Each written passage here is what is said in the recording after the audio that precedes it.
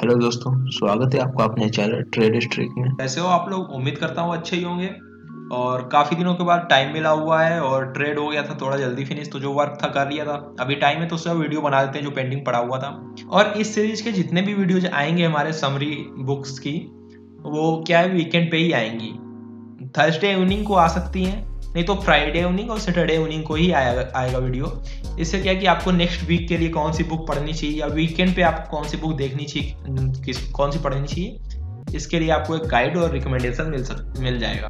तो आज हम जिस बुक की समरी के बारे में बात करने वाले हैं, बुक है फॉरेक्स प्राइस एक्शन स्कैल्पिंग। और ट्रेडर जो हैं, ऑथर जो हैं इसके, काफ़ी फेमस ट्रेडर रह चुके हैं, नाम सुना ही होगा आपने। तो चलिए आगे देखते हैं कि बुक में है क्या और हमें आपको यानी कि देखना चाहिए, टाइम देना चाहिए बुक पे कि नहीं, इसके बारे में बात करेंगे। समरी के बारे में बात करते हैं आगे।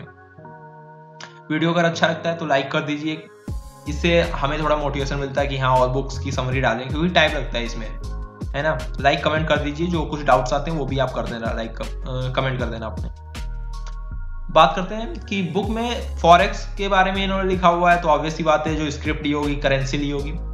और करेंसी में इन्होंने कहा है कि जो हमको लेना चाहिए, स्क्रिप्ट अगर आप चूज कर रहे हो, वो स्टॉक भी हो सकता है, कमोडिटी भी हो सकती है, तो इन्होंने जो करेंसी के हिसाब से कहा है कि वन पिप का स्प्रेड होना चाहिए, जिससे इनका साफ साफ कहना है कि जो कोई भी आप जिसमें भी स्कैल्प कर रहे हो वहां पे लिक्विडिटी अच्छी खासी होनी चाहिए।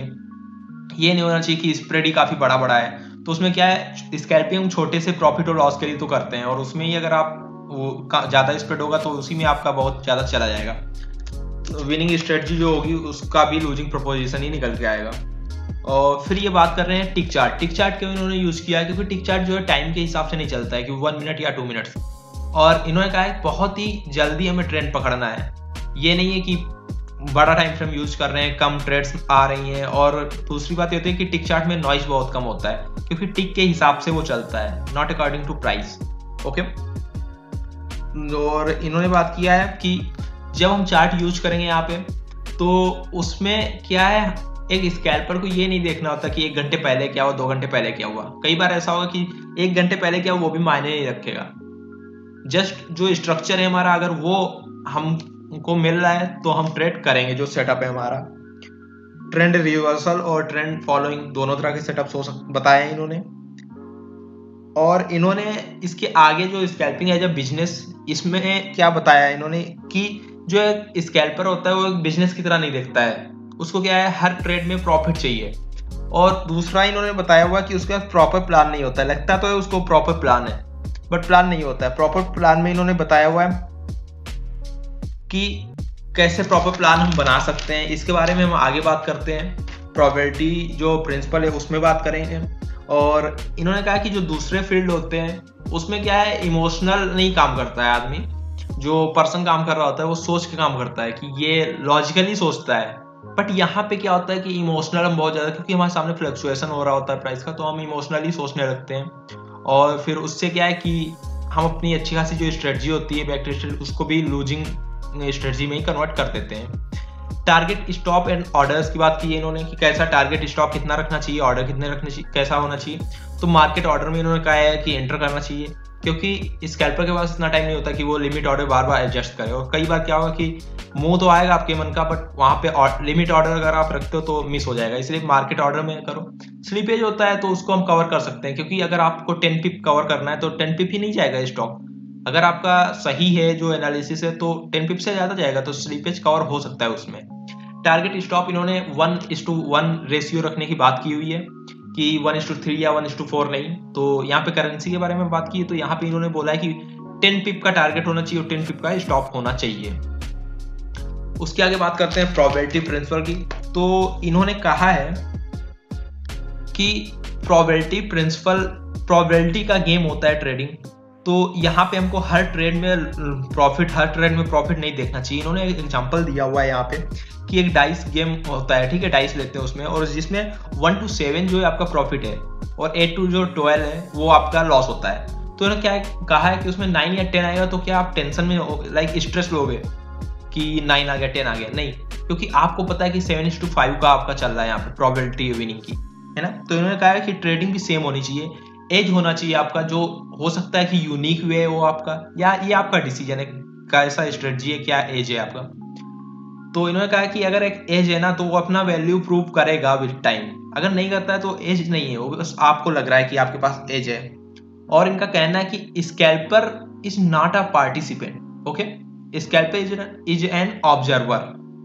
इनका कहना है कि स्कैल्पिंग के लिए आप बैठे हो, डिस्प्ले के सामने बैठना पड़ेगा, स्क्रीन के सामने बैठना होगा। इसका मतलब ये नहीं है कि आप ट्रेड ले रहे हो बार बार, नहीं, एंड विच इज ट्रू, क्योंकि मैं स्कैल्पिंग कर रहा हूं तो मेरा क्या होता है कि ज्यादातर टाइम स्क्रीन के सामने जाता है।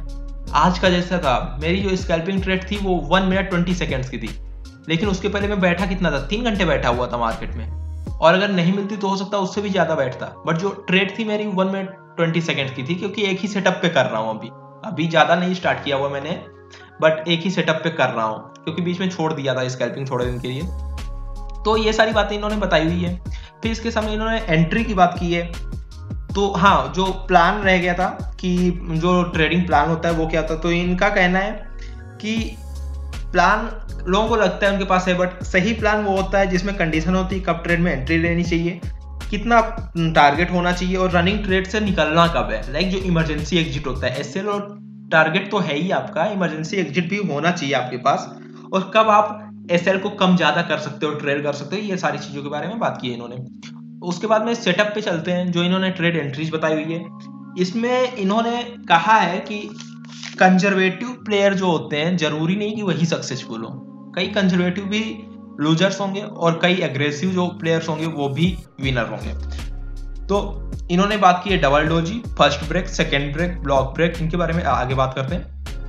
डबल डोजी सेटअप क्या होता है? डबल डोजी सेटअप यहाँ पे आप देख सकते हो, ये एक मिनट, ये आप देख रहे हो यहाँ पे। डोजी का मतलब इनका ये नहीं कि डोजी कैंडल एकदम जो पिक्चर परफेक्ट होती है वही बनेगी। इनका मतलब है कोई भी कैंडल जो बहुत ही बाकी कैंडल्स के कंपैरिजन में बहुत ही स्मॉल होती है, और इंडिसिजिव कह सकते हो या स्मॉल होती है, स्मॉल लिया इन्होंने, वो डोजी होती है। तो डबल डोजी का क्या होता है कि जहाँ पे डबल डोजी बनती है और 20 MA इन्होंने यूज किया हुआ है टिक चार्ट पे, ये टिक चार्ट है, सॉरी ये टिक चार्ट है।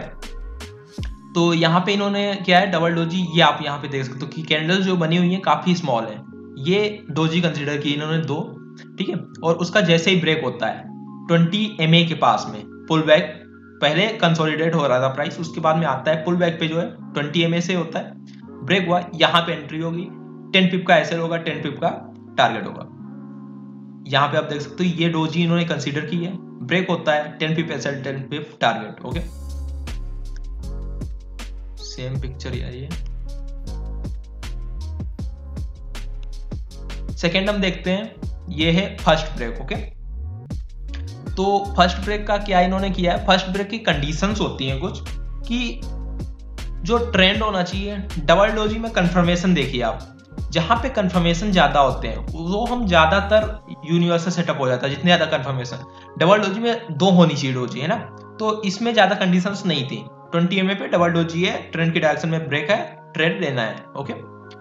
बट जैसे ही हम यहाँ पे जाते हैं फर्स्ट ब्रेक में, तो यहाँ पर क्या है, कंडीशंस हो जाती हैं कि ट्रेंड जो है उसकी स्ट्रेंथ बहुत ही ज्यादा होनी चाहिए, किसी कंसोलिडेशन एरिया से निकलना चाहिए और फर्स्ट पुल बैक होना चाहिए वो, और 20 MA पे आना चाहिए, और फिर जैसे ही डोजी कैंडल बनती है और ब्रेक होता है उसका, ठीक है। यहाँ पे आप देख सकते हो, इसको हम फर्स्ट ब्रेक में कंसीडर करेंगे, 10 पिप एसएल और 10 पिप टारगेट के साथ में निकल जाएंगे। यहाँ पे भी इन्होंने सेम दिखाया है कि ये कंसोलिडेशन हो रहा था, आता है फर्स्ट पुल बैक पे, डोजी फॉर्म होता है फर्स्ट ब्रेक, और यहाँ पे एंट्री, ओके। सेकेंड ब्रेक का क्या होता है, सेकेंड ब्रेक डब्ल्यू पैटर्न या एम पैटर्न आप मान सकते हो, डाउन ट्रेंड में डाउन ट्रेंड में एम हो जाएगा और अप ट्रेंड में डब्ल्यू हो जाएगा। यहाँ पे आप देख सकते हो कि कंसोलिडेशन हो रहा था, स्टार्ट होता है ट्रेंड, यहाँ पे ये आता है first break, then second break, है ना, 20 MA के पास में, यहाँ पे एंट्री आप ले लोगे। सेम आप यहाँ पे देख सकते हो, ये डब्ल्यू पैटर्न फॉर्म हुआ है, यहाँ पे आपकी एंट्री हो जाएगी, इधर हो जाएगी आपकी एंट्री इसमें, ठीक है।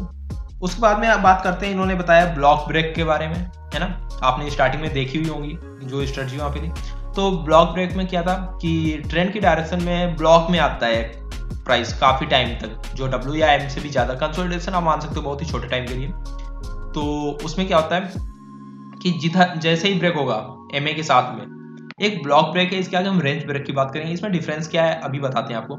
इसमें आप देख रहे होगे कि मूविंग एवरेज के ऊपर ही प्राइस चल रहा है, जरा से टाइम ब्लॉक के अंदर ही आया है ये, ओके, मूविंग एवरेज के ऊपर नीचे, और फिर ब्रेक होता है ट्रेंड की डायरेक्शन में, हम यहाँ पे एंट्री लेंगे, और ये भी ब्लॉक ब्रेक का ही एग्जांपल है, ओके, क्योंकि चल रहा है प्राइस, जैसे ही आता है ब्लॉक के अंदर अप एंड डाउन। सेटअप, अगर आप सेटअप देखने आए हो तो मैं आपसे कहना चाहूंगा कि बुक अगर आप कोई पढ़ रहे हो ना, तो इस उम्मीद से मत पढ़ो कि आपको उसमें कोई स्ट्रेटजी मिलेगी, होली ग्रेल मिल जाएगी और आप सक्सेस हो जाओगे। नहीं, बुक में जो साइकोलॉजी होती है ऑथर की, वो उसके पीछे के जो लॉजिक्स होते हैं उनको पढ़ो और सेटअप अपना डिजाइन करने की कोशिश करो, या उस सेटअप को भी अच्छे से समझने की कोशिश करो। ऐसा मत सोचो कि आप जाओगे और सेम दिखेगा, आप ट्रेड ले लोगे और आप सक्सेस हो जाओगे, ऐसा नहीं होता है। और अगर आप सोच रहे हो ऐसे सेटअप्स यूज करने का, तो जाइए बुक जरूर पढ़िए। वीडियो जस्ट फॉर रेफरेंस है कि बुक पढ़नी चाहिए कि नहीं, आपको बता देता हूँ शॉर्ट में, ठीक है। अगर आपको कुछ इसके हिसाब से करना है तो बुक जरूर पढ़िएगा। यहाँ पे रेंज ब्रेक की हम बात कर रहे हैं, क्योंकि आप देख सकते हो यहाँ पे multiple times up and down हुआ है, और एमए के ऊपर नीचे ज्यादा गया है। ब्लॉक में क्या था कि जरा सा नीचे क्लोज हो रहा था, बट यहाँ पे क्या है कि ज्यादा गया हुआ है, सॉरी, तो ये रेंज एक फॉर्म हुई है, और उसमें जितना ब्रेक होगा 20 MA के साथ में उधर ही हो जाएगा। अब मैंने बुक ये पढ़ी हुई है अभी, यानी कि जब 3-4 महीने पहले, उसके पहले से मैं स्कैल्पिंग कर रहा हूँ। क्या मैं कोई ये सेटअप फॉलो कर रहा हूँ? नहीं, कोई भी इसमें का एक भी ऐसा सेटअप नहीं जिसपे मैं स्कैल्पिंग कर रहा हूँ। बट क्या ये लॉजिक्स लग रहे हैं? हाँ लग रहे हैं, क्योंकि मैं 20 MA यूज करता हूँ और स्ट्रक्चर जो है मेरा खुद का है कि हाँ ऐसा बनेगा तो मैं ट्रेड लूंगा। तो आपसे यही कहना चाहूंगा, और सबसे लास्ट में बताता हूँ कि इन्होंने क्या समझाया हुआ है, ट्रेड मैनेजमेंट के बारे में समझाया है। इसके बाद में चलते हैं इंडेक्स पे। यस, तो हमने ये रेंज ब्रेक तक की बात की हुई थी। उसके बाद में इनसाइड रेंज ब्रेक है और एडवांस रेंज ब्रेक है, जो कि सेम ही उस पर बात करती है, बस एडवांस वर्जन है रेंज ब्रेक के। तो ये तो आप बुक में देख ही सकते हो। टिपिंग पॉइंट टेक्निक का क्या इन्होंने बोला है ट्रेड मैनेजमेंट में, कि हम ट्रेड के अंदर हैं, बट उसके बाद एक पॉइंट ऐसा आता है जब, जैसे लोग कहते हैं ना कि कट योर लूजर्स फास्ट, है ना, बट हमको बताया गया है कि अगर डिसिप्लिन फॉलो करना है तो एसएल के लिए रुकना है।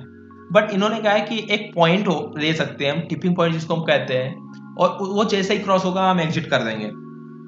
उसमें क्या आता है कि वो कोई ऐसा नहीं होगा कि हमें फियर लग रहा है कि 4000 का लॉस हो गया तो हम एग्जिट करते हैं, है ना, या 40,000 का लॉस हो गया एग्जिट करते हैं, 3,000 नहीं, एसएल तो आपने लिया ही लिया है। उसके साथ में एक आप मान सकते हो कि हाँ ये अगर ब्रेक होता है तो आप लेंगे। जैसे कि एग्जांपल आपको देते हैं थोड़ी देर के लिए, यहाँ पे आप आते हो, अगर आप यहाँ पे 10 पिप एसएल और 10 पिप टारगेट के साथ में एंटर करते हो ना, यहाँ पे आपने एंटर किया, यहाँ तक आता है प्राइस, आपका 10 पिप जो एसएल है वो इधर आएगा, है ना, बट ये क्या होता है कि यहाँ से प्राइस फिर इधर आ जाता है। तो ये जो रेंज है आपकी, आपको पता हो गया कि इधर आने के बाद प्राइस ब्रेक कर रहा है, तो ये जो सेटअप है आपका फेल हो चुका है, क्योंकि अप साइड ब्रेक कर रहा है ना।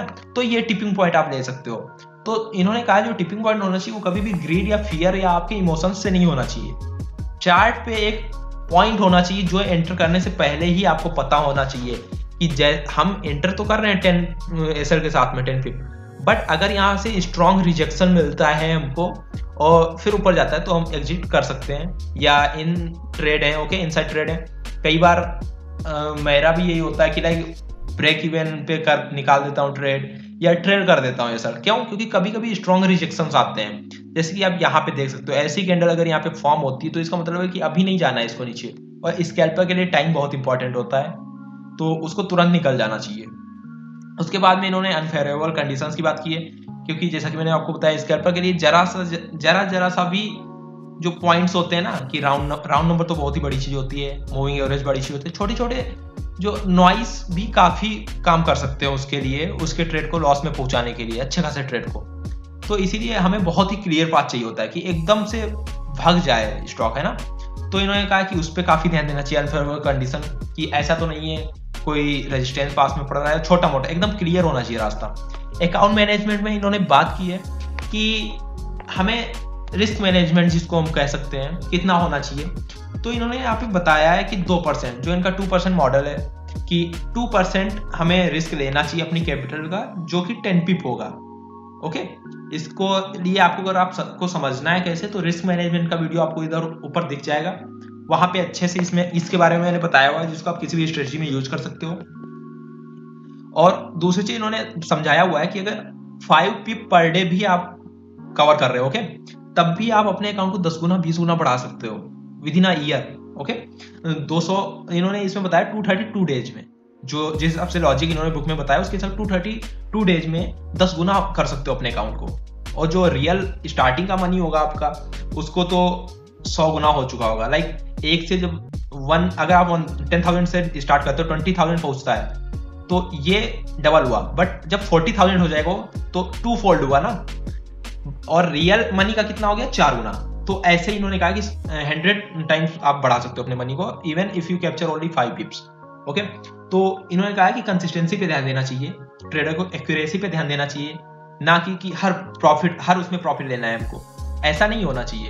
एक आपका प्लान होना चाहिए आपका, उसके हिसाब से आपको सोचना चाहिए। ओके, तो ये चीजें बताई इन्होंने बुक के बारे में। अब अगर आप मेरे से पूछो कि आपको इस बुक को पढ़ना चाहिए कि नहीं पढ़ना चाहिए, जी हाँ, जरूर पढ़ना चाहिए। अगर आप स्कैल्पर बनने का सोच रहे हो, अगर नहीं सोच रहे हो तब भी आपको पढ़ना चाहिए, क्योंकि जो ऑथर हैं काफी जाने वाले ट्रेडर हैं, सक्सेस हुए हैं लाइफ में। और जो बुक हम पढ़ते हैं ना किसी भी ऑथर की लिखी हुई, तो उसमें उसका स्ट्रेटजी या सेटअप देखने नहीं आते हैं, उसकी साइकोलॉजी देखने आते हैं, उनके लॉजिक देखने आते हैं, जो छोटी छोटी बातों के बारे में बताया है उन्होंने वो देखने आते हैं। क्योंकि इस बुक में जितने भी सेटअप दिए हैं कोई भी मैं नहीं यूज करता हूँ, बट क्या स्कैल्पिंग में इस बुक ने हेल्प किया है? जी हाँ, बहुत हेल्प किया है।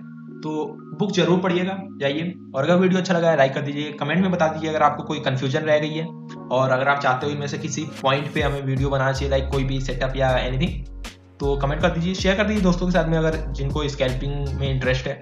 क्योंकि बुक के बारे में समरी पता होगी, देन दे कैन डिसाइड कि पढ़ना है कि नहीं पढ़ना है। और see you guys in the next video, till then keep trading and keep learning, stay healthy and happy.